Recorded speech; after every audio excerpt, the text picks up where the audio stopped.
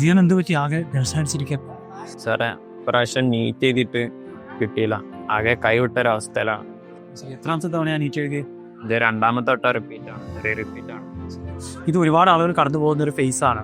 നമ്മൾ മനസ്സിലാക്കേണ്ടത് ഇപ്പം നീറ്റ് എഴുതി കഴിഞ്ഞാൽ വേറെയും ഒരുപാട് ഓപ്ഷൻസ് ഉണ്ട്. BBS അല്ലാതെ തന്നെ പാരാമെഡിക്കൽ കോഴ്സസും വെറ്റിനറി സയൻസ് പോലുള്ള ഓപ്ഷൻസ് ഒക്കെ ഉണ്ട്. അതിനെക്കുറിച്ചും കൂടി ഒക്കെ ആലോചിക്കണം. പക്ഷെ അത് ശരിയാവുമെന്ന് തോന്നുന്നില്ല.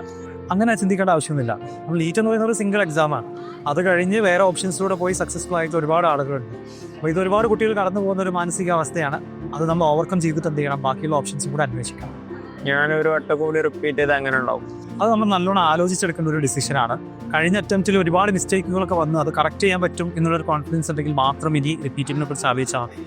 ഇല്ലാന്നുണ്ടെങ്കിൽ നമുക്ക് ഈ പറയുന്ന ഡിഫറെൻറ്റ് ഓപ്ഷൻസ് അന്വേഷിക്കാം, ആളുകളോട് സംസാരിക്കാം, എന്നിട്ട് ഏറ്റവും നല്ലൊരു തീരുമാനം എടുക്കാം.